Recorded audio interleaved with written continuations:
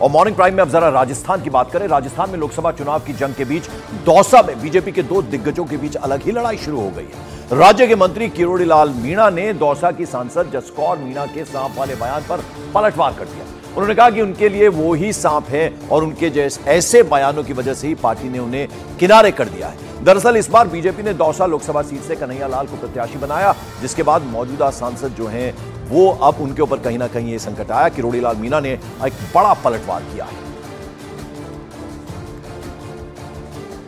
मैं हूं उनकी नजर में तो नाग। देखो उनका स्वभाव है, मैं उनका जवाब नहीं देना चाहता, वो अपने बयानों से ही निपट गई।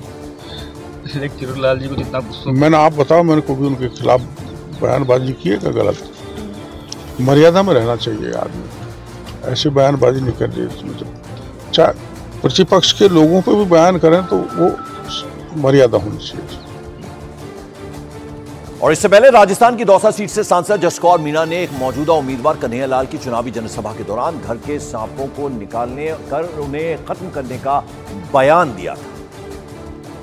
अब अपन सबको जिस घर में सांप रहता है उस घर के किसी भी आदमी को, किसी भी परिवारजन को नींद नहीं लेनी चाहिए, नींद नहीं लेनी चाहिए।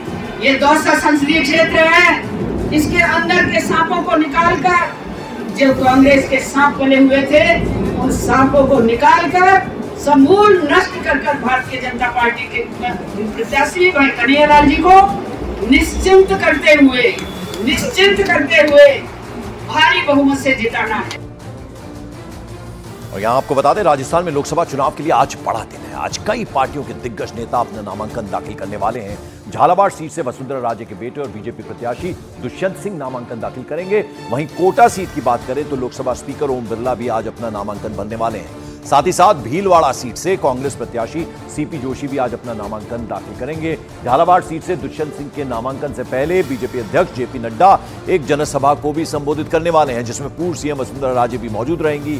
तो वहीं कोटा से ओम बिरला के नामांकन में मुख्यमंत्री भजन लाल शर्मा और डिप्टी सीएम प्रेमचंद बैरवा शामिल होंगे। अलावा इसके भीलवाड़ा सीट से कांग्रेस प्रत्याशी सीपी जोशी के नामांकन में पूर्व सीएम अशोक गहलोत और सुखविंदर सिंह रंधावा जैसे दिग्गज शामिल होने वाले हैं। तो आज कई दिग्गजों का नामांकन है, वो चाहे फिर बीजेपी हो या फिर कांग्रेस हो। झालावाड़ सीट से जो प्रत्याशी हैं दुष्यंत सिंह, उनका नामांकन आज होना है। और कोटा सीट से भी ओम बिरला अपना नामांकन भरेंगे और साथ ही साथ सीपी जोशी कांग्रेस के बड़े नेता, इनका भीलवाड़ा सीट से आज नामांकन होगा।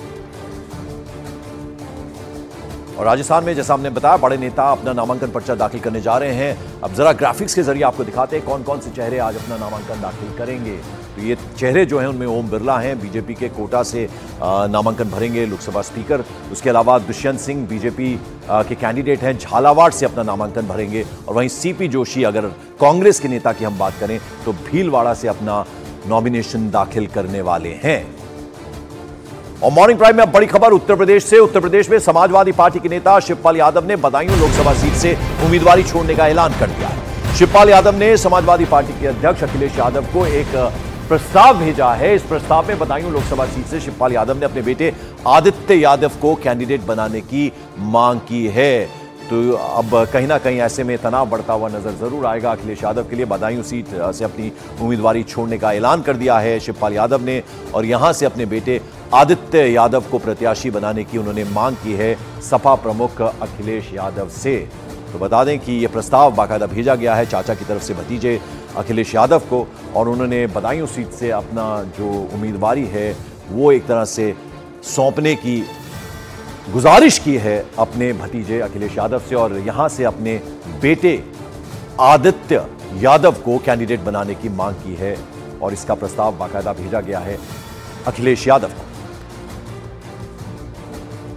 हालांकि आपको बता दें, आदित्य यादव को कैंडिडेट बनाए जाने की खबरें पहले भी सामने आ रही थी, लेकिन अब इस पर मुहर लगती नजर आ रही है। और शिवपाल यादव के साथ साथ धर्मेंद्र यादव ने भी आदित्य यादव के नाम का सपोर्ट कर दिया है।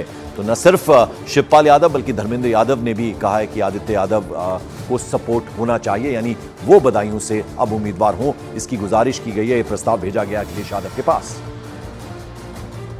देखिए, यहाँ सम्मेलन में तो प्रस्ताव पास कर ही दिया है। तो जब प्रस्ताव सम्मेलन ने पूरे कार्यकर्ताओं ने कर दिया है, अब ये प्रस्ताव जाएगा राष्ट्रीय नेतृत्व के पास। तो अब राष्ट्रीय नेतृत्व भी सहमति मिल जानी चाहिए। बिल्कुल, जो भी पार्टी का फैसला होगा, मैं तो और मुझे खुशी होगी। चाचा के लिए काम करने में थोड़ा सा एक हिचक रहती, आदित्य के लिए और ज्यादा काम करेंगे। अब जरिए आपको ग्राफिक्स के जरिए समझाते हैं आखिर समाजवादी पार्टी में चल क्या रहा है। समाजवादी पार्टी ने बदायूं से शिवपाल यादव को कैंडिडेट बनाया, लेकिन अब शिवपाल यादव ने अपने बेटे को यहां से प्रत्याशी बनाने की मांग कर दी है। शिवपाल यादव ने इसके लिए अखिलेश यादव को प्रस्ताव भी भेजा है। शिवपाल यादव ये चाहते हैं कि बदायूं से उनका बेटा आदित्य यादव चुनाव लड़े। आदित्य यादव शिवपाल यादव के बेटे हैं और समाजवादी पार्टी के नेता हैं। और न सिर्फ शिवपाल यादव बल्कि धर्मेंद्र यादव ने भी कहा है कि ये पार्टी के हित में होगा। और अब चाचा जो हैं उन्होंने अपने भतीजे अखिलेश यादव, जो कि समाजवादी पार्टी के मुखिया हैं, उनको बाकायदा प्रस्ताव भेजा है और कहा है कि उनके बेटे को यहां से उम्मीदवारी दी जाए।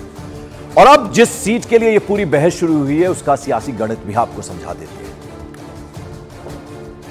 तो बदायूं लोकसभा सीट जो है समाजवादी पार्टी का गढ़ मानी जाती है। 1996 से 2014 यानी 1996 से 2014 तक इस सीट पर समाजवादी पार्टी का कब्जा रहा है। लेकिन 2019 में बीजेपी के टिकट पर संघमित्रा मौर्य ने यहां पर जीत दर्ज की। इस लोकसभा सीट से सबसे ज्यादा 6 बार समाजवादी पार्टी जीती है। तो ये काफी इंपॉर्टेंट सीट है समाजवादी पार्टी के लिए, एक तरह से गढ़ का काम करती है। अमित सिंह मेरे सहयोगी हमारे साथ हैं।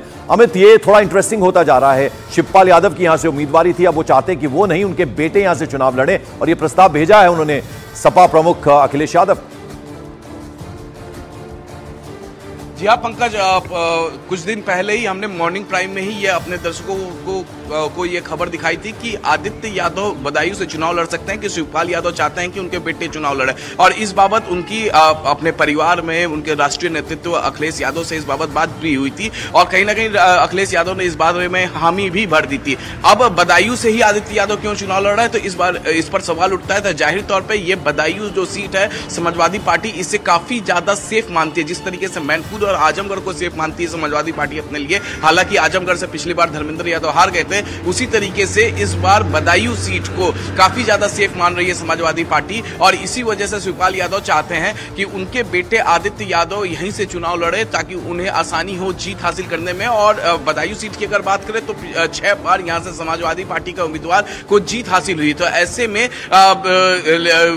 ये समाजवादी पार्टी इसे काफी ज्यादा सेफ सीट मान रही है। तो वहीं दूसरी तरफ जिस तरीके से पिछली बार संघमित्रा मौर्य बीजेपी की कैंडिडेट यहां से जीत हासिल की थी। जी अमित, जरा ये बताएं, जहां एक तरफ हैवी वेट है शिवपाल यादव, अब उनकी जगह अगर उनके बेटे चुनाव लड़ते हैं आदित्य के, तो कहां ठहरते हैं उनके मुकाबले में? जनता जो है बदायूं की किस तरह से लेगी?